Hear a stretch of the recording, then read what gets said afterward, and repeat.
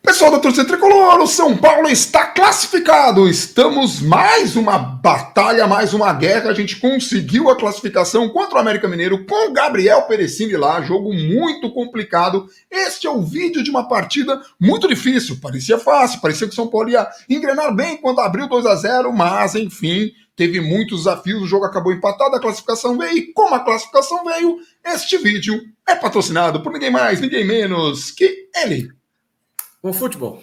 O melhor aplicativo para você acompanhar tudo o que acontece no futebol. Você pode ir lá colocar o seu time para seguir, seja ele qual for, se for o São Paulo ainda melhor. Você pode seguir um rival, você pode ser notificado do que você quiser e pode acompanhar o São Paulo nas 3 frentes de campeonatos. Porque sim, o OneFootball você pode acompanhar o Campeonato Brasileiro, que São Paulo briga ali por vaga na Libertadores. Você pode acompanhar a Sul-Americana, que São Paulo está nas semifinais. E agora a Copa do Brasil, também o São Paulo está nas semifinais. Todos os desafios enormes, dá para acompanhar todos os lances, você tem melhores momentos, você tem jogos gratuitos da Bundesliga e ainda por cima, se a gente está falando de gratuidade, este aplicativo é gratuito também para iOS e para Android, para facilitar a vida de todo mundo. Ó. Basta escanear aí o que está cobrindo um dos olhos de Gabriel Perecini, que não perde nada na sua visualização de jogo, mesmo estando no estádio, mesmo com um bandeirão na frente, com gente gritando, com correria e tudo mais. Gabriel Perecini não perde nunca nenhum lance. E hoje a gente tem muita coisa para falar, né, Gabriel? Porque assim, São Paulo abriu 2-0, não perdeu a intensidade e tudo mais, mas perdeu uma peça importante que é o Miranda.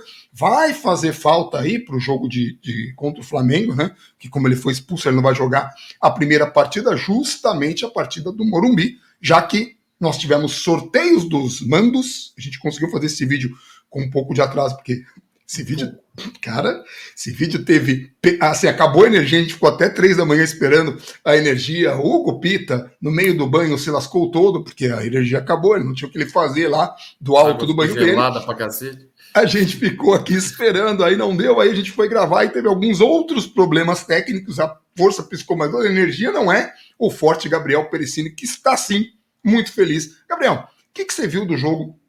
O que te agradou e o que você acha que o São Paulo vai ter dificuldades nessas 3 frentes que ele tem aí, né? Ah, e lembrando que quando futebol, o link está na descrição, né? Eu não sei se eu falei isso, mas acho que a galera sabe, né? Então manda bala.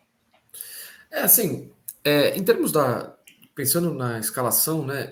Eu acho que às vezes a gente fica pensando, não, o cara chega, tem que jogar, né? E é natural que o Galopo nesse jogo tenha começado no banco, como começou contra o Red Bragantino, quando o São Paulo foi com um time um pouquinho mais completo, né? Joga o Luciano em vez do Patrick, eu acho que também tem algum sentido quando o Luciano joga com liberdade. A gente já tratou isso algumas vezes, né? Às vezes o São Paulo joga com 3 zagueiros, uma linha de 4 na frente, e aí o Luciano ele fica muito preso pelo setor direito, com o Alisson ou o Patrick, ou alguém um pouquinho mais pelo setor esquerdo, e o Caleri na frente. Isso limita um pouquinho a movimentação do Luciano. O Luciano, quando tem essa capacidade de recuar para buscar o jogo, tem essa liberdade, pode escolher o setor que vai cair, vem de trás, o Caleri sai da área, ele se infiltra, como foi no segundo gol, no primeiro gol, e a gente vai mostrar isso também. Todos esses aspectos, ele cresce muito, porque a gente já falou com um jogador com uma característica muito rara no futebol brasileiro. Ele tem uma leitura de espaço, de capacidade de movimentação e de colocação que é muito inteligente. Ele é tecnicamente um ótimo jogador. Então, você soma isso tudo, é difícil você encontrar um jogador desse no futebol brasileiro. Então, faz sentido a escalação do São Paulo por inteiro. Toda ela faz sentido, o meio de campo faz sentido. São Paulo não tinha o Gabriel Neves ontem, joga o Pablo Maia que tem se recuperado bem, Igor Gomes e Nestor, faz sentido, os 3 zagueiros, os alas, acho que toda a escalação do São Paulo foi muito correta. E aí, só que uma coisa foi diferente, né? Às vezes a gente foca muito em escalação e parece que o time joga sempre igual quando vai com aquelas peças. O São Paulo a gente sabe que tem o lado esquerdo muito mais forte, com apoio do Reinaldo, com ultrapassagens, quando joga o Patrick, é uma concentração bem grande ali, com muita ultrapassagem, infiltração ali nas costas do lateral, tem tudo isso. Dessa vez, e eu não me lembro a última vez que o São Paulo jogou dessa maneira, especialmente com o Igor Vinícius em campo, porque quando o Rafinha joga, seja como lateral, zagueiro, ala, o São Paulo tem como o Rogério gosta de falar, um lateral que constrói o jogo, não é o Igor Vinícius que é velocidade, profundidade, o tempo inteiro, desafogo ali. o São Paulo construiu contra o América Mineiro muito mais pelo lado direito, com, inclusive, movimentações de jogadores caindo muito pela direita, com acúmulo ali de jogadores. A gente tem agora, aproveitando que a gente atrasou, pelo menos a gente traz alguma coisinha diferente, né? A gente tem esse acúmulo de jogadores do lado direito para o São Paulo construir a partir do setor direito, que foi muito mais explorado. Então, o que a gente estava acostumado a ver, e que a gente viu, inclusive, contra o Red Bull Bragantino, o São Paulo atacando muito pela esquerda, e aí tem Patrick, e as jogadas começavam muito pela esquerda, e aí tinha o Igor Vinícius ou como um escape, né? Ele ocupando praticamente o corredor direito inteiro, sozinho ali, porque contra o Red Bull Bragantino o Igor Gomes não jogou, por exemplo, e o Patrick foi o titular ali do meio para frente, né? O Igor Vinícius agora ajudava na construção também, chegava à linha de fundo e tudo mais, e era o Reinaldo quem sobrava do outro lado. A gente já viu isso há cerca de 2 anos, porque, e aí aqui é só uma referência, tá? Pelo amor de Deus, não estou fazendo juízo de valor, pelo amor de Deus, mas a gente já vinha isso um pouco com os times do Fernando Diniz, que o São Paulo acumulava uma quantidade alta de jogadores por um setor do campo e ele preferia que o Reinaldo recebesse essa bola mais para definição, porque o Reinaldo tem uma boa finalização, o Reinaldo tem uma boa batida na bola e a gente viu isso acontecer algumas vezes, né? Inclusive no gol do Luciano, primeiro, o Reinaldo está passando pela esquerda sozinho para finalizar. Deixa essa imagem aí um pouquinho. Tá. No lance até que o Reinaldo perde, que o Luciano solta a bola ali para ele, o Reinaldo chega sozinho para finalizar de novo na área. E a gente já via contra o Palmeiras, jogos de Copa do Brasil, jogo de Campeonato Brasileiro, essa bola sobrando muitas vezes para o Igor Vinícius. Com o São Paulo atacando pela esquerda, cruza, a bola passa por todo mundo e quem chega do outro lado para terminar a jogada é o Igor Vinícius. Isso aconteceu também agora contra o Red Bull Bragantino, no próprio gol do Igor Vinícius, finalizando a jogada por ali. Então, e um gol que ele perdeu um pouco antes, né? Que ele ficou indeciso entre chutar e passar. Sim. Um pouco antes foi a mesma coisa. Foi mesmo. Exatamente. Então, assim, a gente teve o Pablo Maia à frente da zaga, o Nestor, a gente já tinha falado isso, que ele tem começado a ocupar uma posição mais central e livre, mesmo quando o São Paulo joga, em teoria, com 2 jogadores no meio de campo abertos, né? Em teoria, o Igor Gomes ocupando mais o setor direito e o Nestor ocupando mais o setor esquerdo. A gente viu em alguns momentos o Nestor fazendo essa ultrapassagem, quando a jogada chegava na esquerda, ela não chegava para finalizar, o São Paulo ainda continuava construindo. O Nestor, obviamente, vai gerar auxílio para o Reinaldo, mas ele tem essa liberdade de trabalhar o jogo por dentro, se infiltrar na área e ele escolher, entre aspas, o lado que ele vai atuar. Quando o São Paulo joga com uma linha de 4, e ele é o meia, quase como um camisa 10 mesmo, naquele 4-1-3-2 do São Paulo, que jogou muito tempo no Campeonato Paulista, começo do Campeonato Brasileiro, o Nestor tinha essa liberdade de movimentação e foi o melhor momento do Nestor na temporada. E ontem ele fez uma partida muito boa, especialmente um primeiro tempo muito bom. O primeiro tempo do São Paulo é muito bom o primeiro tempo, não oferece risco, não sofre riscos, tem uma quantidade alta de boas oportunidades, faz 2 gols, tem boa eficiência, controla o jogo, gira, tem posse de bola, constrói bem, jogada começa de um lado, termina do outro, jogadores se infiltrando, troca de posição do Caleri e do Luciano, saída de bola com a defesa. O São Paulo teve um pouco mais de espaço e aproveitou isso, né? Não era só ligação direta para o Caleri. Então, assim, o primeiro tempo muito bom do São Paulo nessa estrutura aqui. E aqui a gente tem o Nestor no corredor central e muitas vezes a gente vai ter o Nestor infiltrando ali onde está o Caleri, se juntando ao Caleri, o lance do primeiro gol é um exemplo, e muitas vezes ele se juntando ao setor direito também. E o Luciano fazia essa movimentação, conduzia a bola da direita para dentro. Era uma troca de posição muito organizada e muito eficiente do São Paulo nesse desenho que a gente está vendo aqui na tela. Você quer colocar o primeiro gol para a gente ver? Então vamos colocar o primeiro gol para a gente, até porque tem um pouco dessa leitura dessa imagem aqui. O primeiro gol também, ele ficou mais ou menos assim, né? Diego Costa para o Caleri tabela com o Igor Vinícius, o Igor Gomes vai e a bola, né? A bola passa por ele, né? A zaga tira a bola dele e sobra limpa para o Luciano, que não desperdiça, né? Deixa eu até repetir aqui. Manda bala. Se quiser falar. Aqui a gente tem algumas coisas que foram bem claras também nesse jogo. O Caleri se movimentando fora da área. Importante. Ele tem ajudado bastante nessa movimentação fora da área, vindo buscar o jogo, às vezes atraindo um zagueiro que geralmente vai ficar na marcação ali dele, principalmente quando ele vai fazer o pivô. Então ele atrai, recebe essa bola, faz o pivô, espera alguém vir, às vezes solta de primeira, às vezes só tira o zagueiro de posição. Então tudo isso o Caleri tem sido importante e ele vai ser importante além dos gols. Ele não fez gol ontem, não deu assistência, ele foi importante. Ele deu uma assistência, né? do segundo gol. É ele que mete a bola pro Luciano. Ah, sim, sim, sim, sim. É verdade. É verdade. A Mas síntese foi assim, mágica e eu ignorei a síntese, né? Que a gente tá falando aqui do é, primeiro gol e eu. o Caleri, ele tá sendo o Luciano, do Luciano. Não, a gente ficou vendo aqui o primeiro gol e eu tô na cabeça de falar todo mundo o primeiro gol. Até esqueci a chaleiraça que deu, foi um espetáculo. Mas a Foi. gente teve o Caleri fazendo essa movimentação saindo da área, o Igor Gomes conduzindo um pouco mais a bola. A gente tá acostumado a ver o Igor Gomes às vezes soltando uma bola muito rápido, tendo pouca posse ali de condução, dele decidir a jogada. Hoje não, né? Ontem.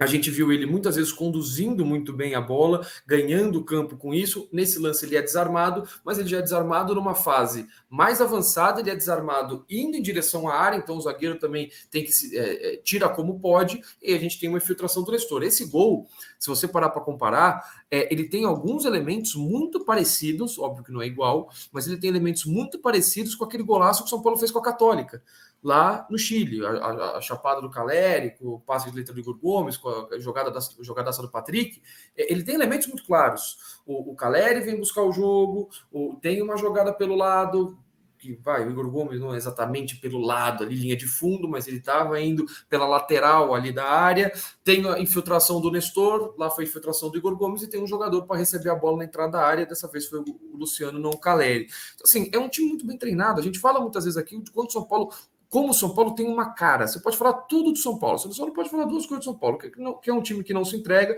que é um absurdo. O ano inteiro, já faz algum tempo, na verdade, que você não.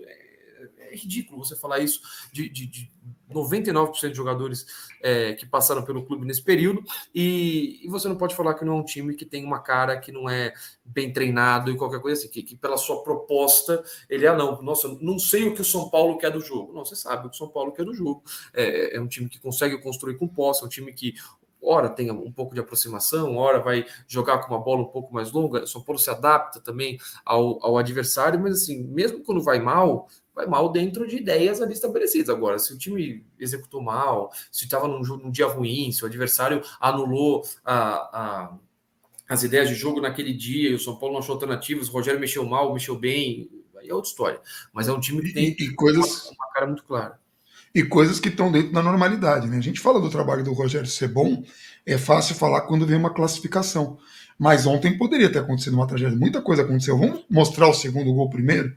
Porque as coisas começam a dar errado depois do pênalti lá do Reinaldo. Então, só para a gente ver o segundo gol, porque você estava falando agora de bola longa, né? Você falou de bola longa, o caso do segundo gol é uma bola um pouco mais longa, que é da assistência. Um pouco mais longa, que começa também com a marcação um pouco mais individualizada que o São Paulo faz em vários momentos do jogo. Era o Diego em cima do Pedrinho, muitas vezes ganha a dividida. Diego fez mais uma partida muito, muito boa.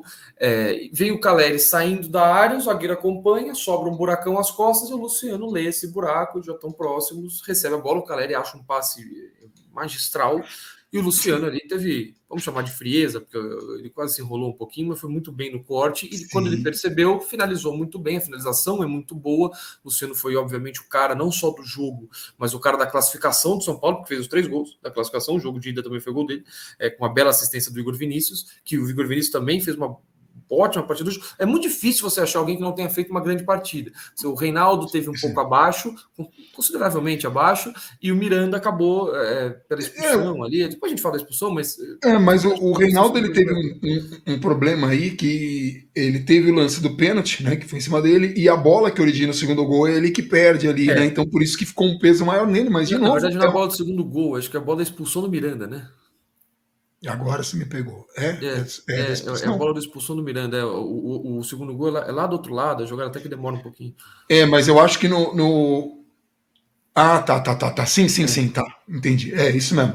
Na jogada da expulsão do Miranda, porque aí o Miranda já não estava em campo, foi isso mesmo. Na jogada que teve a expulsão do Miranda e a participação dele no pênalti. Mas, de novo, é uma coisa que acontece. A expulsão do Miranda também é bem questionável, pelo menos para mim é bastante questionável. Acho que a gente depois já falar desses lances, né?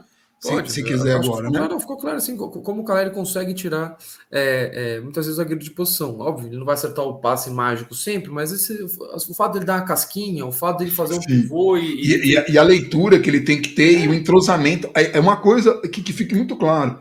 Por que o Galopo, por exemplo, não tá ali? Quanto tempo o Caleri já tá jogando, Galeri, eu misturei o Galopo com o Caleri.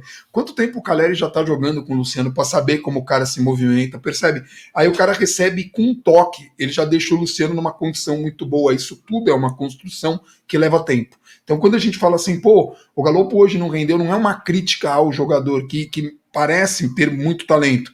É porque o jogador precisa de um tempo de adaptação ao É time. O absolutamente Rogério não normal, tem e a gente tanto, falou disso, sobre isso, né? né? E ele chegou agora, assim, vejam, ele chegou num período em que você não tem a pré-temporada, que você não tem toda aquela assimilação do trabalho que outros jogadores tiveram. O cara que chega ali no meio, às vezes já chega um cara que já está acostumado, cai dentro de um esquema que ele já conhece, é uma coisa, mas mesmo assim, você vai conhecer seus companheiros, você vai entender algumas coisas, e é um cara que só por estar ali, junto do grupo, observando essas coisas, com o Rogério falando ali, no pé do ouvido do cara, pode já começar a render ainda nessa temporada, como o São Paulo precisa que aconteça.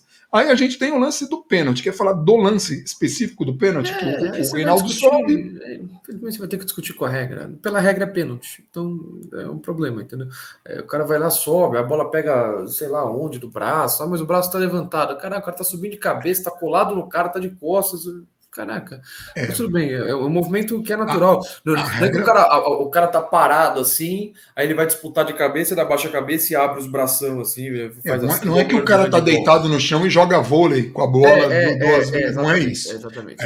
Ainda que o Então, entendimento ali tenha sido outro, né? E todo mundo sabe do lance que eu tô falando, que é contra o rival, mas ali é um movimento natural. É pênalti, tá, gente? Nós não estamos discutindo. A regra diz que é pênalti. Só que o que a gente está discutindo é se a regra ela é honesta com o futebol. Se a regra, quando foi criada, foi pensada no jogo de futebol como um jogo de contato e tudo mais. E é uma pena, né? Porque é uma regra que torna o jogo e estúpido, era, que e era permite que um um, jogo seja. Né? era um momento que o São Paulo tinha um jogo controlado. Assim, a partir do momento que você faz Sim. 3-0, naturalmente você vai baixar um pouquinho a intensidade, vai controlar um pouco mais o jogo de outras maneiras, não necessariamente com a bola, não vai continuar jogando como se não houvesse amanhã, até porque o São Paulo, a gente sabe, tem questões físicas ali a se preocupar. Então, não adianta. O São Paulo ganharia muito mais administrando o jogo, continuando chegando a chegar no campo de ataque ali. Não é que abandonar o jogo, mas não precisava manter a mesma intensidade que estava mantendo. Isso é natural de praticamente qualquer time, somente de um time que já está um pouco mais gastado. Aí, num lance completamente aleatório, Aleatório. né, Aleatório. um cruzamento jogado ali na área, não sei o que, o cara cabeceia, a bola bate na mão do cara, o jogador cabeceava para trás, não era assim, nossa, a bola estava indo para o gol, tem que jogar a bola para trás, que o São Paulo rebateu tantas, Léo muito bem, o Miranda depois fazia uma boa partida também, razoável ali, rebatendo a bola, né? Para rebater bola, ele estava muito bem posicionado. Diego, a mesma coisa. Os meias ajudando na entrada da área, dando pouco espaço de segunda bola. Então o São Paulo estava com o jogo controlado. Aí só que eles têm um pênalti, né? E tem um batedor de pênalti muito bom, que é o Wellington Paulista. O América acaba voltando para o jogo no fim do primeiro tempo. Vai para o intervalo com 2-0, talvez o São Paulo tivesse uma vida um pouco mais sossegada. Só queria fazer assim um comentário, né? O Jandrei fez uma defesa num chute de fora, saiu nos cruzamentos habituais, errou um ou outro cruzamento, mas vamos lembrar que ele está sem ritmo de jogo, ficou um mês parado. E algumas pessoas falaram, pô, por que ele não esperou o pênalti? Porque é do goleiro ali na hora, no momento. Poderia ter esperado, porque tinha uma vantagem de 2 gols. Tem goleiro que espera, tem goleiro que não espera. Só que assim, também se ele espera o cara dar uma pancada no canto, ele vai ficar parado igual um cone, a galera vai falar por que não é. Então, É assim, é um difícil, pênalti assim. muito bem batido. Eu fui deslocado assistindo o pênalti. Então, e o Jandrei, com todo o respeito ao Felipe Alves, dá uma segurança diferente. É um cara que olha, não sei se tem um nível de São Paulo, não. Sei que essa temporada ele jogou num nível muito alto. Até aqui, Muito né? alto. É até É aqui. bom que você diga. A temporada, Exato. daqui a pouco o São Paulo é Porque eliminado, sei lá, a competição, o cara não vai ele bem. Aí falha você... 2 vezes, acabou. Aí o Ah, cara vira o pior goleiro do mundo. Mas é isso. A gente precisa parar de fazer essas construções, porque assim, uma pessoa que detestasse o Ronaldo, o Reinaldo, poderia condenar ele nesse jogo e estar xingando ele. Uma pessoa que não gostasse do Igor Vinícius, entendeu? Não gostar do cara é uma coisa, mas a gente tem que ver que esses jogadores estão trabalhando, o técnico está trabalhando, o goleiro está entregando, independentemente de birras que a gente possa ter com um, com o outro, ou alguma mágoa, porque um lance que ele falhou e tudo mais. Quando acontece o pênalti, O América volta para o jogo. Imagino que o clima no estádio também tenha sido outro, que ajudou. A gente sempre lembra, né? Torcida empurra. O estádio estava cheio. E aí acontece o lance que a gente descreveu. São Paulo perde uma bola ali na esquerda com o Reinaldo. O Léo, ele deixa a bola para o Miranda, né? Ele faz ali no momento ele percebe que o Miranda está mais inteiro. E aí vem um lance que, cara, para mim também é muito questionável. A expulsão do Miranda. Porque, de novo, pela regra ali você pode falar e tal, mas o jogador parece que vai meio na solada, o Miranda também vai para chutar a bola. É uma coisa completamente sem intenção. O que você achou do lance?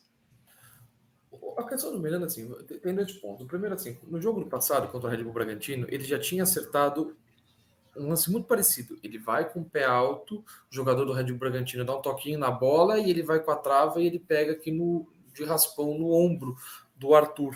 E o Arthur sai até com a mão assim no ombro, fazendo assim para dar esquentada, mas ele acerta. Se o Arthur simula, bota a mão no braço, aquela história toda que a gente costuma ver no futebol brasileiro, vai saber se o Arthur não dá falta, não dá cartão, aquela história toda.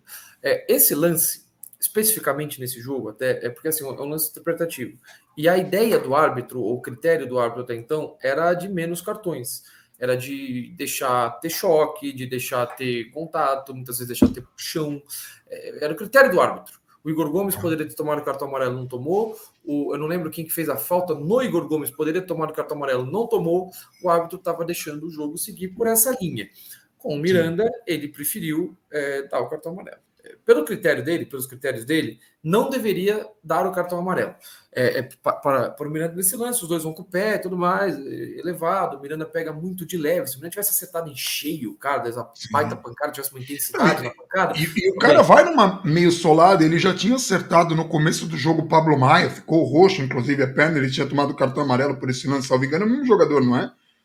Se não me engano, é o mesmo jogador que dá aquela solada no Pablo Maia. E nesse lance me dá a impressão que.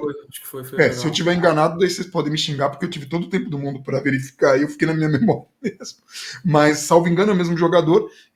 Cara, sei lá, ele vai meio de solada, para mim, um choque normal, mas tudo bem. Enfim, Miranda foi expulso e aí a coisa complica, né? A coisa complica porque assim, aí você tá lá, aí você entra naquele cenário que você tem um gol de vantagem. Um gol de vantagem, assim, um gol de margem, né? Não de vantagem. Sim. 2 gols de vantagem, um gol de margem, digamos assim. Só que aí você fica com 10, faltando 2/3 do segundo tempo. Sim.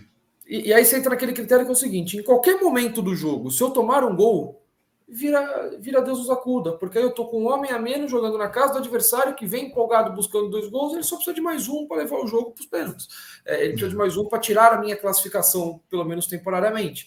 E aí fica aquele cenário já bem desconfortável. Com 2-0, até seria um cenário menos problemático. De repente, o Rogério cogitaria até colocar um jogador de velocidade em vez de um jogador para segurar a bola. E aí o São Paulo acaba ficando com um homem a menos, bota uma linha de 4, não precisa fazer uma alteração para corrigir isso. O Reinaldo vira lateral, depois entra o Wellington, o Igor Vinícius vira lateral, eles deixam de ser alas, o Diego e Léo formam uma dupla de zaga. O Nestor passa a jogar mais alinhado com o Pablo Maia, principalmente ali na parte final do jogo, e os jogadores que vão ter que se desdobrar. E aí a gente acaba vendo Nestor e Pablo Maia terminam um jogo exaustos, o Caleri sai exausto, o Igor Gomes sai exausto, os jogadores tendo que se dedicar além daquilo que, em teoria, estava planejado. A parte física é muito forte. E aí ele coloca o Rogério, né? O Rafinha, né? O Alisson, ele coloca o Nicão e o Patrick. Sim, eu vou colocar assim a linha da retenção só para você explicar como é que ficou daí essa questão para a gente. A ideia do Nicão, ela é muito clara. Quando ele coloca o Nicão, a gente já está aí vendo Nicão e Patrick, né? Essa é a formação que termina o jogo, mas o Nicão ele entra muito mais cedo do que o Patrick, ele entra no lugar do Luciano, porque aí já era um momento em que você precisaria ter um jogador para segurar a bola. E o Nicão, ele é um jogador extremamente inteligente, ele é um jogador com uma capacidade de esconder a bola muito forte. Ele domina a bola, ele protege muito bem, aí o adversário, muitas vezes, ele só tem a opção ou de tomar o giro ou de derrubar o cara. E aí, nessa de derrubar o cara, tira o time de trás, ganha uma falta, ganha um tempo, o América, que está lá todo mundo em cima do São Paulo, tem que voltar para recompor, e isso tudo é muito, muito importante para o time parar de ser pressionado, para esfriar um pouco o jogo, para o time respirar, um time que já está cansado, para tirar um pouco da pressão do adversário, tudo isso. Vale para absolutamente tudo isso. E o Nicão é um excelente jogador nesse sentido. Ele tem essa capacidade também um pouco mais à frente para dominar, para girar rápido, para achar um passe mesmo de costas. Ele tem essa capacidade, ele é muito inteligente.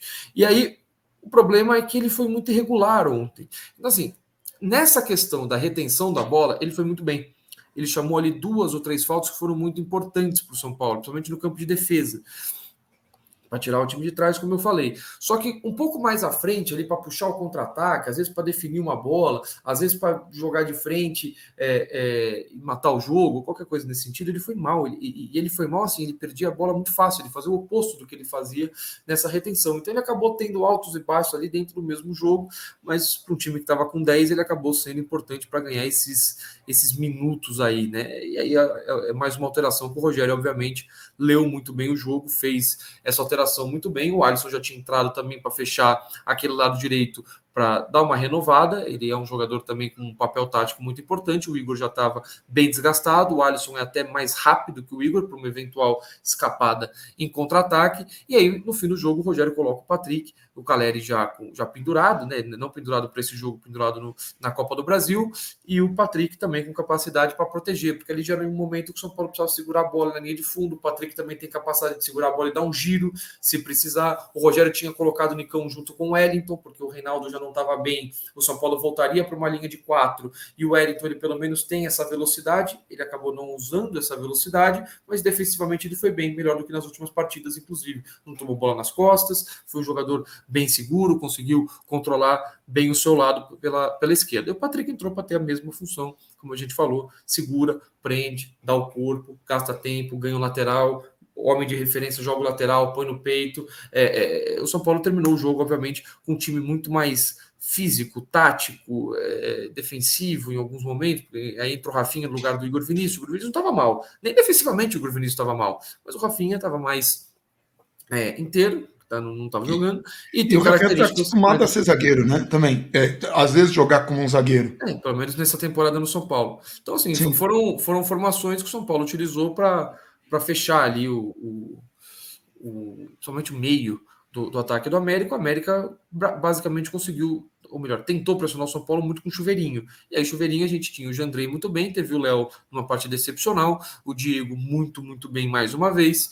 E o São Paulo conseguiu controlar essa pressão aérea do América que era a única coisa que o time de Minas conseguia fazer, porque, de novo, o São Paulo, mesmo com a menos, não sofreu tanto com jogadas construídas, com jogadas trabalhadas, não cedeu esse espaço para o América deitar e rolar, mesmo com alterações bem ofensivas do Wagner Mancini.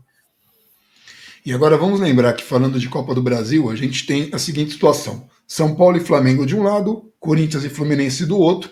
O Corinthians e o Flamengo, os times de maior torcida, vão decidir os jogos em casa. Significa que o Fluminense do Fernando Diniz vai jogar primeiro, né, no Rio, assim como o São Paulo também vai jogar no Rio, e depois, né, curioso, né, os tricolores vão jogar o primeiro jogo fora de casa, né, em casa, e depois jogar fora de casa, e os dois times que têm as maiores torcidas do Brasil. Só tinha essa opção, não é curioso? Só tinha. Não, é que é curioso. No sorteio só podia acontecer isso.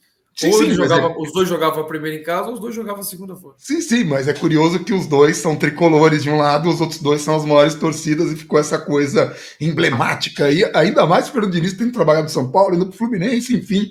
E aí é um desafio, mas eu vi você ontem defendendo no UOL que você achava que jogar a primeira partida no Morumbi poderia ser de uma pequena vantagem, de alguma forma, no São Paulo, já deixando muito claro.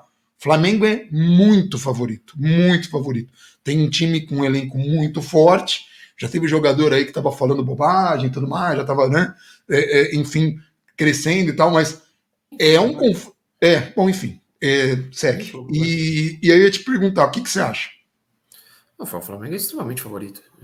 Assim, de um nível que eu mal consigo colocar em palavras. Agora, mais do que o Palmeiras era contra o São Paulo. porque tinha toda a questão do clássico, o São Paulo já tinha conseguido bons resultados, o Flamengo é mais favorito. O Flamengo é mais favorito do que era o Palmeiras, ainda que eu acho que historicamente, quando a gente for contar essa história lá na frente, tenha mais peso você eliminar o Palmeiras por todo o momento que o Palmeiras vive. O Palmeiras no mata-mata tá um absurdo. É uma confiança no talo, um repertório absurdo, uma Um fase trabalho mais excepcional. longevo também, né? O Cara, Dorival chegou agora passando no por Flamengo. cima de todo mundo, e o São Paulo conseguiu superar isso. Agora, quando a gente olha para a qualidade técnica dos jogadores e para o momento e para a qualidade até de repertório que o Flamengo tem mostrado com o Dorival, desde que o Dorival assumiu, cara, vai ser um jogo bem complicado. Agora, assim como é importante a gente falar, né? O São Paulo era favorito contra o América, a gente falou isso aqui no dia do sorteio na live. O São Paulo era favorito contra a Católica e bem favorito contra a Católica, a gente falou isso no dia do sorteio. Tudo mais que, tirando o Deportivo Tátira, o melhor adversário do sorteio era a Universidade Católica. Tem que confirmar no campo. Então, até lá não tem esse negócio de ou já perdeu, ou não sei o que. É favorito, cara. Favorito é favorito, é favorito, é simplesmente favorito. Não quer dizer absolutamente nada. Mas Só quando você significa... fala do primeiro jogo em casa, você falou disso poderia ser uma vantagem. E do primeiro jogo em casa assim: o Flamengo vai. A Copa do Brasil funciona da seguinte maneira: semana que vem, jogo de ida da Copa do Brasil. Depois para a Copa do Brasil para 2 meios de semana de competições internacionais. Então, o Flamengo vai para a Libertadores, o São Paulo vai para a Sul-Americana. Aliás, são os 2 únicos times ainda vivos em todas as competições. Então, nesse confronto específico, um vai para a Libertadores, o outro vai para a Sul-Americana. E depois da Sul-Americana, na semana seguinte, a gente tem o confronto de volta da Copa do Brasil. Eu imagino, e no meio disso, o Flamengo vai enfrentar o Palmeiras, pelo Campeonato Brasileiro, que é tido como uma outra final. Ou seja, o Flamengo vai enfrentar o Palmeiras agora, no fim de semana agora, e depois já vai ficar, provavelmente, para o Morumbi 3 dias depois. Volta, não faz sentido voltar, mas aí a logística deles, o problema deles. Mas eu imagino o Flamengo aceitando pelo jogo ser fora de casa, um resultado de empate. Pelo cenário que já vem de jogo de Libertadores, pelo cenário que vai vir de jogo de Libertadores, primeiro jogo é na Argentina, jogo contra o Palmeiras agora 3 dias antes. E aí, quando você vai jogar com o Palmeiras 3 dias antes, você vai jogar no Morumbi com o São Paulo, que é, obviamente, considerado um jogo mais difícil do que jogar contra o São Paulo no Maracanã, você meio que aceita o empate. Então, eu imagino que o Flamengo venha, não vai vir para jogar pelo empate, é diferente. Sim. Mas ele vem aceitando. Pô, o São Paulo faz um bom jogo, começa pressionando, ninguém vai ficar desesperado para, ter que dar resposta na torcida, tem que abrir a vantagem. Eu acho que vai ser outro nível de intensidade, ou outro nível de mentalidade que o Flamengo tem de vir aqui. Isso pode possibilitar ao São Paulo, se fizer um bom jogo, ir com uma vantagem para o Maracanã. E aí, no Maracanã, se fosse a ida, se fosse a volta, era um jogo muito mais difícil. E no Maracanã, o Flamengo entraria com a mentalidade de precisamos levar a vantagem do confronto para o Morumbi. Estamos jogando na nossa casa e com a própria torcida em campo, é natural, com a própria torcida no estádio, é natural que você vá jogar para ter uma vantagem. E se o Flamengo fizer 1-0 no Morumbi, para o Flamengo está tudo bem. Assim, fez 1-0 igual aconteceu no jogo do Campeonato Brasileiro. 1-0 com 7 minutos de jogo. Cara, vai naturalmente baixar um pouquinho a intensidade, vai recuar as linhas, normal, vai jogar no erro do São Paulo, vai jogar pressão para lá. No Maracanã, faz 1-0 com 7 minutos, vai buscar o segundo. E se fizer o segundo, vai buscar o terceiro. E enquanto o confronto não estiver definido porque tem a volta, vai mais, vai buscar mais, né? Então, assim, nesse cenário todo, me parece um pouco mais vantajoso ao São Paulo jogar a primeira no Morumbi agora. Primeiro no Morumbi, primeira fora, o favoritismo está do lado de lá. Isso não é um problema nenhum admitir. É um favoritismo enorme. Mas não tem esse negócio de, não, porque ninguém é favorito. É favorito. Tem o São Paulo, tem jogo que é favorito, tem adversário que jogo que é favorito. É só pegar o elenco do Flamengo, é muito simples. As opções de peças que eles têm, as opções de peças que a gente tem, o nível de futebol que, devido a essas peças, eles têm conseguido chegar, o nível que a gente tem conseguido chegar mesmo quando joga muito bem. E, se você compara, é futebol, não tem problema nenhum. Agora, de novo, no jogo no Morumbi, que o São Paulo tem, pelo menos até aqui, 100% de aproveitamento em jogos de Copa esse ano. Num cenário que o Flamengo vai estar pensando na Libertadores na semana seguinte indo para a Argentina, o jogo contra o Palmeiras 3 dias antes, São Paulo pode se aproveitar disso para ir com alguma vantagem para o Maracanã, e aí ir com vantagem ao Maracanã, se conseguir, significa que você tem, entre aspas, uma margem, né? Se você perder o jogo pela mesma vantagem que você ganhou, como aconteceu contra o Palmeiras, tem a chance dos pênaltis, não é uma catástrofe, não é um jogo único, né? Como se fosse uma final única que quem perder, perdeu, ganhou, ganhou e já era. Você pode levar um pouquinho dessa vantagem, é o meu raciocínio. Sim. É uma opinião. Eu geralmente prefiro decidir em casa. Eu geralmente prefiro o primeiro jogo todo fora. Mundo prefere. Mas nesse cenário específico, eu acho que o São Paulo se leva melhor, porque o favoritismo continua lá, mas tem um favoritismo pouquinho mais de chance jogando o primeiro em casa. E assim, a gente quer também saber a opinião de vocês, o que vocês acham desses confrontos. E eu falei do Fernando Diniz no Fluminense, vale lembrar, né? Os times cariocas, outra coincidência, estão com ex-técnicos do São Paulo, né? O Dorival dirigiu o São Paulo naquele momento em que salva o São Paulo do rebaixamento, naquela temporada mágica do Hernanes em 17, e o Diniz fez aquele trabalho no São Paulo, só uma coincidência aí desses, né, dos 4 que estão classificados para a fase da Copa do Brasil, também lembrando que este resultado estava acima das expectativas financeiras do São Paulo, ou seja, esse dinheiro que entrou é um dinheiro a mais que a gente espera que o clube utilize para melhorar a saúde financeira. A saúde financeira do São Paulo ainda é um tema que preocupa, principalmente para as próximas temporadas, porque o São Paulo empurrou muitas dívidas para frente. Mas, de qualquer forma, hoje em dia use para cobrir buracos de outro lugar. Né? Por exemplo, o São Paulo ainda precisa de um pouquinho de dinheiro de venda de atleta. Talvez esse dinheiro seja suficiente para você não precisar vender mais ninguém. Tomara. E aí você, obviamente, você cobriu aqui as outras áreas que vão pensar. Foi um pedido do Rogério. Vale lembrar que o Léo recebeu... Essa diferença financeira que a gente fala para Libertadores, não ir, significa você não precisar vender ninguém, significa que você, talvez, se as outras áreas atingirem, se você tiver uma outra área que excedeu a expectativa, você pega esse dinheiro e de repente contrata o Gabriel Neves. Sim, e aí tem uma outra questão, só para que todo mundo entenda. O São Paulo recebeu uma proposta pelo Léo. Aí o Rogério, o São Paulo pediram para o Léo ficar. O Léo quis ajudar o clube também e reconhecer a virada de chave na carreira que o São Paulo, né, representa para ele. Então, segurou essa proposta, não vai, corre riscos, né? Mas corre riscos assim, depois pode chegar no fim do ano e não vir a proposta, mas ele resolveu ficar. Se vem um jogador novo, como veio, o São Paulo contratou um zagueiro, tem o tempo de adaptação, tudo isso pode custar. Por exemplo, o Galopo chegou, ainda não estava pronto para um confronto como o de ontem. Né? Então, assim, por isso que o Rogério não quer perder ninguém nessa janela. Se vem um outro jogador e ele tem uma pré-temporada, é uma outra realidade. Então, se o São Paulo não precisa vender ninguém mais daqui até o fim da temporada, já é um alento. Mas a gente pode discutir um pouco mais disso. Amanhã você já está aqui? Amanhã... Então, porque de repente a gente faz então uma live com a presença de Alexandre Gisbrich amanhã. Pode ser? Dependendo do horário. Amanhã tenho compromissos, mas dependendo do horário. Nossa, Gabriel Perecini, o romântico. Minha vida aqui pra você? Não, sim, Gabriel Perecini, o romântico. É romântico. Sábado tem que ser romantismo. Romantismo está no ar. E mais. Se você... sim, claro. Eu posso fazer ilações completamente irresponsáveis quando não se trata do São Paulo, mas da sua vida. Só do São Paulo que a gente tem o maior respeito absoluto. Não é nada, gente. Amanhã vai ter show da Britney, ele vai acompanhar em loco. Tô brincando. Seria bom, iria. Seria.